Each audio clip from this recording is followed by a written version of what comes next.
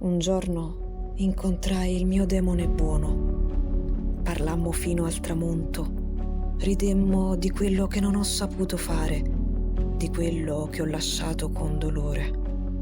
Mi disse che lo stesso dovevo andare, trascinandomi il bene rimasto nel cuore, sfumando la rabbia per le 1000 catene e per le mie inutili cantilene, per aver spostato lo sguardo sopra deserti, per il cammino a mani vuote e a piedi scalzi. Il mio demone buono mi portò in riva al mare.